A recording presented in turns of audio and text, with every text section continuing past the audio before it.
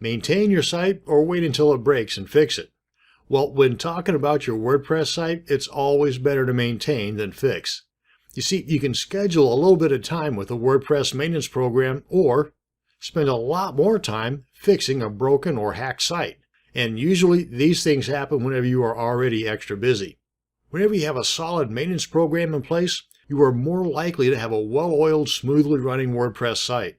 It's whenever you do not pay attention to the things covered in this course that your site can gradually slow to a crawl or suddenly break because of a misconfigured update or a conflicting plugin or theme.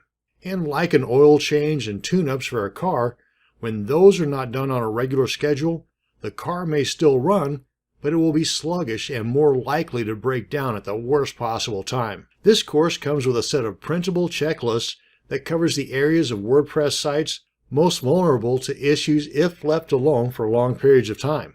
There are daily, monthly, and yearly checklists that will guide you on which tasks to do, while the over-the-shoulder style training videos in this course show you how to do those tasks. Now, I made these up-to-date videos with the beginner in mind. So whether the video is 2 minutes or 7 or 8 minutes in length, you can rest assured that I covered every step of the process and left no techie stone unturned.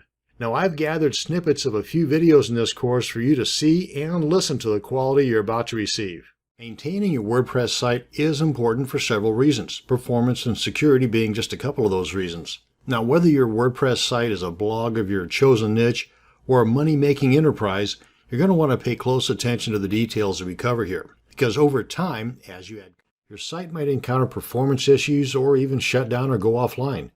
The best way to avoid these problems is to use what's called a staging site to do your maintenance on, then push those changes onto your live site.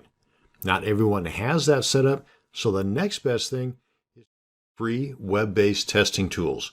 Now, with these test results and those from after our maintenance steps, we can more easily see the effects of any changes that we make on our site during the maintenance process. The goal of this class is not